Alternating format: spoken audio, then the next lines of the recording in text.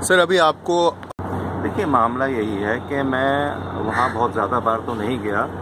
17 मई को डिक्लेयर हुआ था मेरा कि वहाँ चांसलर मुझे बना दिया गया है और मुझे तो पता भी नहीं था। तो 2-3 रोज़ पहले मेरा बायोडाटा मांगा गया। तो फिर मेरी तो देखिए पॉलिसी ये है कि मैंने कभी भी कुछ चीज़ बनने का ख्वाब नहीं देखा, करने के ख्वाब ज़रूर देखे हैं। अब जब चांसलर बन गया तो मैंने सोचा कि चांसलरशिप ऐसा ना हो कि बस ठीक है तमगा लटका लिया आपने, हैदराबाद गए बिरयानी खा के आ गए। मेरा वो नस्कुलैन नहीं है।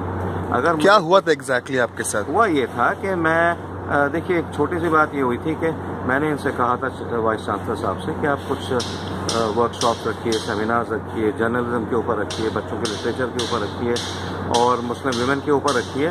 तो इन्होंने बड़ी सर्द मोहरी इख्तियार की। एक इन्होंने मेरे कहने से ही बच्चों की क्रिएटिव राइटिंग का इन्होंने एक वर्कशॉप रखा। तो उसमें कोई मुझे जो है कोई खबर नहीं। जब मैंने फेसबुक पे देखा तो मैंने इनसे कहा कि जो इसका कंक्लूडिंग डे है 10 सितंबर, उसमें मैं चाहता हूं कि उसका एक हिस्सा बनूं, अपनी कहानी लेके आऊं, सुनूं, औरों की भी कहानियां सुनूं। तो उस पर कहने लगे नहीं ये आपका काम नहीं है, आप चांसलर हैं, आपका काम तो यही है कि आप यौम तासीस पर आएँ और डिग्रियां बांट के चले जाएं। तो मैंने कहा नहीं, ऐसा नहीं है, ये आपकी गलत फहमी है, या तो आपने स्टैट्यूट्स को, कानून को सही से नहीं पढ़ा है। चांसलर आइडियाज़ देता है, चांसलर सरपरस्त होता है किसी भी यूनिवर्सिटी का, और ख़ास तौर से तालीमी मामलात में अगर कोई ऊंच नीच हो पॉइंट आउट भी करता है। देखिए बेसिकली मैं नेचर से एक एक्टिविस्ट हूँ, रज़ाकार हूँ। अगर मेरे सामने कोई चीज़ ठीक नहीं होती मैं फ़ौरन पॉइंट आउट करता हूँ, और पॉइंट आउट करने के तरीके होते हैं, पहले मैं साहिब मामला से बात करता हूँ कि इसको काम को ठीक करिए, नहीं तो फिर मैं लिखता हूँ जो सरकारी एजेंसी होती है या एजेंसीज होती हैं, नहीं तो फिर मैं अल्टीमेटली मीडिया और कोर्ट में जाता हूँ। अब मैं सोचता हूँ कि भाई ये काम जो है करना चाहिए, वरना तो चीज़ें सब खराब होती जाएंगी। आपने अपना एतराज़ दर्ज कराया उनको, तो उनकी तरफ से क्या रिस्पॉन्स आया?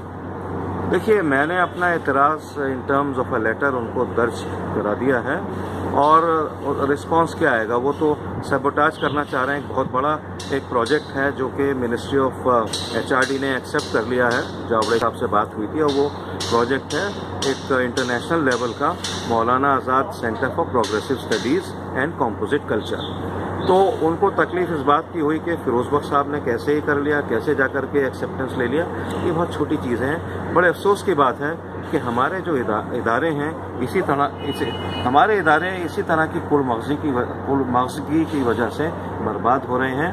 और मैं समझता हूँ कि अब चाहे वो जामिया मिलिया इस्लामिया की बात हो, एंग्लो अरबिक स्कूल की बात हो, और अभी मानू की बात हो, तो बहुत अफसोस होता है कि कुछ ऐसे लोग पहुँच जाते हैं बहुत अहम पोजीशंस पे कि जो बजाय इसके कि प्रैक्टिकली ये देखें कि कैसे बच्चों की तालीम को प्रमोट किया जाए, कैसे उर्दू मीडियम के बच्चों को आगे बढ़ाया जाए, वो सिर्फ ये है कि अपनी ही ज़ात को आगे रखना चाहते हैं। इससे हमारे इदारे बर्बाद हो रहे हैं। अब क्या करेंगे आप?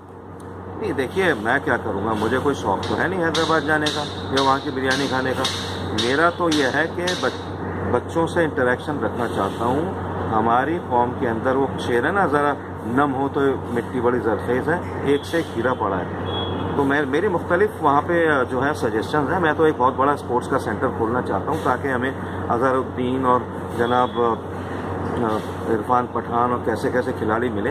तो ये चीज़ें इनको पसंद, इनको हज़म नहीं हो रही है। मसला ये है कि ये चाहते हैं कि एक नहज पे जो काम चल रहा है, देखिए you have to be dynamic अगर आपको कुछ करना है आगे आने वाली नस्लों के लिए। अगर आप ऐसे ही अपने आराम से पड़े रहेंगे और जो सरकार की सहूलियात हैं उनको इस्तेमाल नहीं करेंगे, आप काम करने के लिए आगे बढ़ें तो आपको बहुत बड़ा सपोर्ट मिलेगा। लेकिन यहाँ ऐसा कल्चर नहीं है, वर्क कल्चर मैंने नहीं देखा मानूँ। मैं बड़े अफसोस के साथ कहना चाहता हूँ, इनको डायनामिक बनना पड़ेगा, इन चीज़ों से बाहर आना पड़ेगा। और ये गैर कानूनी काम किया है वाइस चांसलर साहब ने कि चांसलर की एंट्री को है।